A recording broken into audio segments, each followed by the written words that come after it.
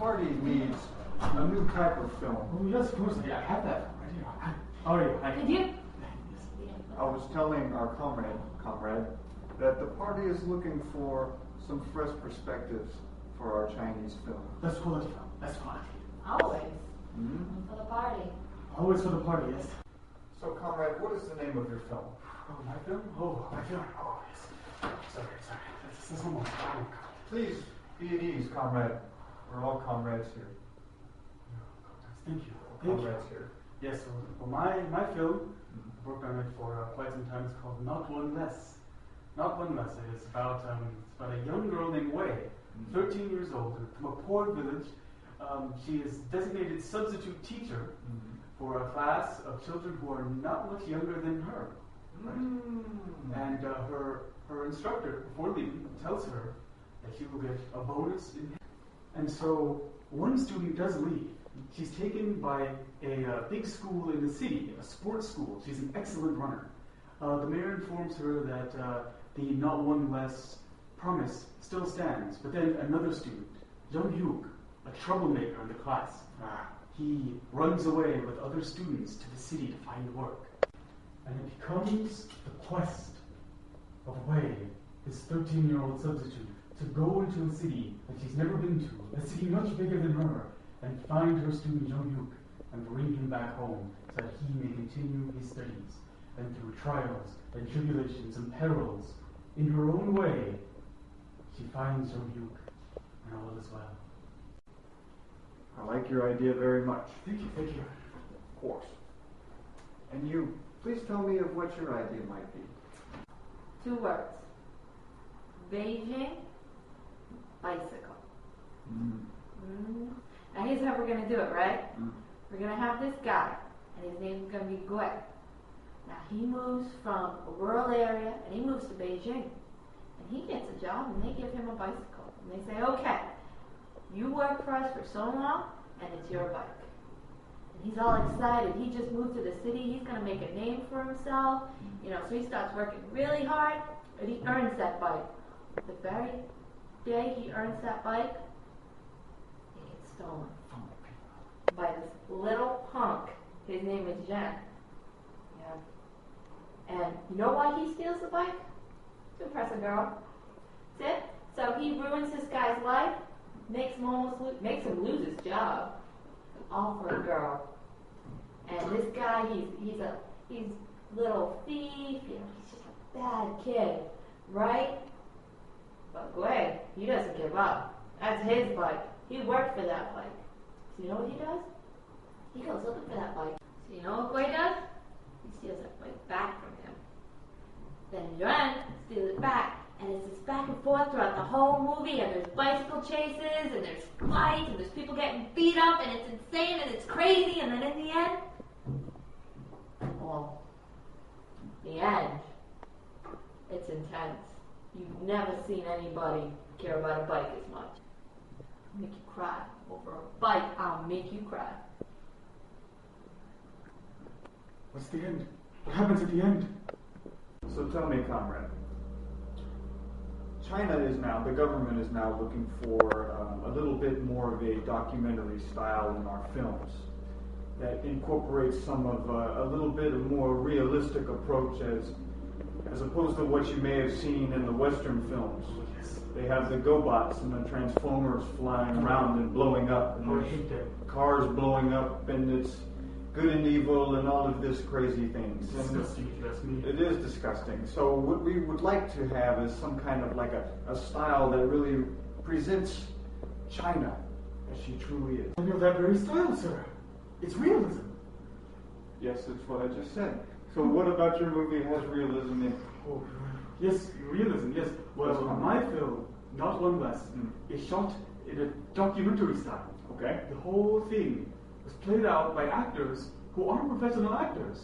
In fact, the students in the film are real students. The only character in the film whose job is fabricated is the mayor. Yes, indeed. And in fact, the entire film is shot very gritty. Every scene looks very dirty. Nothing looks flowery or polished. It's all very unpolished. It's shot very much as if it was a slice of life. in one of my favorite documentaries, it was about pandas. And the filmmaker took the shots of the pandas from a very long view. And I was able to see the jungles and the forests and the many pandas that were present there. Yes, in my film, Not One Less, you see those same long shots that you've seen in your documentary. Yes, we do the long panning shots of that rural village. You can get a glimpse inside that village from those shots, capturing the realism of the moment, just like in a panda documentary. Comrade, please tell me how you plan to incorporate realism in your film. Well, it's not going to be as dirty gritty as his film. It's going to be a little clean, because I am a professional. I see. But it's going to be stripped down, and it's going to be straight to the point. I don't want no jiving or business or anything crazy. I want you to know what it's like. And we're going to get right in the city. I'm going to put you into noisy game rooms. I'm going to put you down the alleys. We're going to have bicycle chases. We're going to be racing down the alleys. It's going to be crazy, right? What do you think of that? Bicycle chases. Like American car chases? But we can afford it. And there are many bicycles in Beijing, which does add an element of reality to the film. Yes, exactly my point.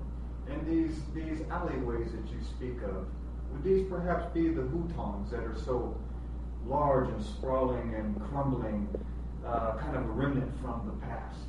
Of course. Sounds very nice.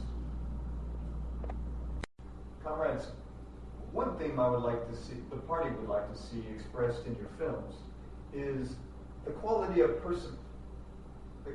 perseverance that is found. Stop it. The quality of perseverance of the Chinese people. Now, what in your movie, Comrade, displays these qualities?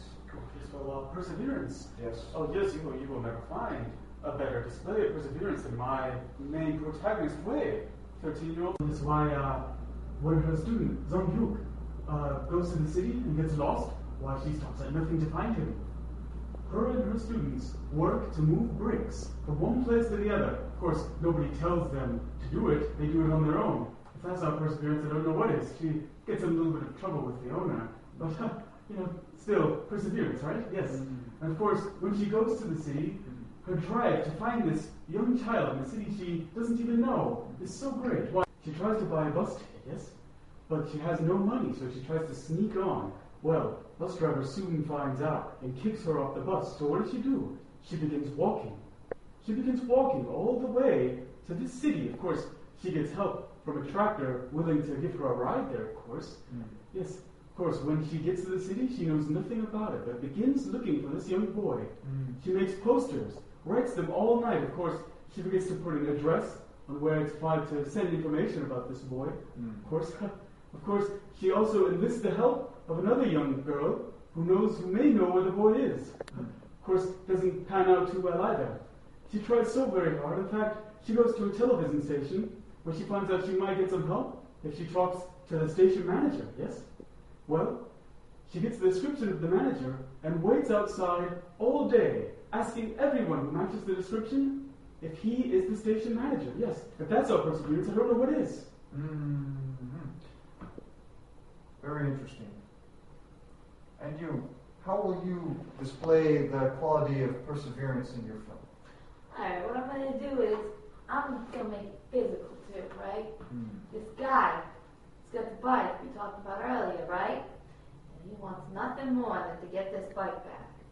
Because it's his job, and it's everything to him. He gets beat up, he gets pushed around, and there's this one great scene where he's holding onto the bike, this one gang of kids is pulling him this way, and they're trying to pull the bike that way. He's screaming, he's holding onto it, just perseverance, right? But the question is, why is he being so perseverant? Why is he working so hard? And it's because it's not just a bike, right? Because why would anybody act like a nut job for a stupid bike, right? Well, it's because it's about him becoming a man, right? You hear what I'm saying? Because he wants to move into the city, he wants to fit in, and he wants to be like everybody else. He wants to own the city, right? And that also goes with the younger kid, Jen, because he wants a girl. But his girl goes to the alpha male, right? The alpha male. Alpha male is his kid, he's got bleached hair, he rides a bike with an umbrella, he does all these tricks, I know. I hate those types. As both of you know, China has two faces. It has the industrial urban face. And it also has the village, or the agrarian face. And we at the party would like to see a little bit of a representation of both sides of China. Please tell me of what in your film displays this theme of the urban and rural. So what I talk about rural to urban is actual people moving from rural areas to urban areas because they need jobs, right? Because the rural areas are so poor that people move and they need jobs, right? And and I want to show the consequences of this. So what happens when someone moves is they don't know how the city works. They're a little stupid about some things, right? And you kind of see this in Wei a lot. He gets taken advantage of all the time. You know, he gets pushed around. He has no idea how things work. Like, again, I was talking about the shower thing.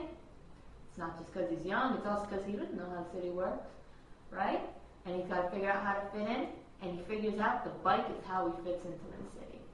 So that's why he likes the bike so much. My film also delves into the urban-rural divide. In fact, in my film, you see both a very rural and poor village compared to an enormous city full of people.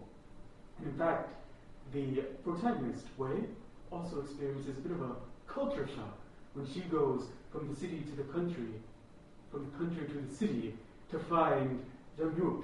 Yes, she finds herself sleeping in a bus station, sleeping outside of a television station.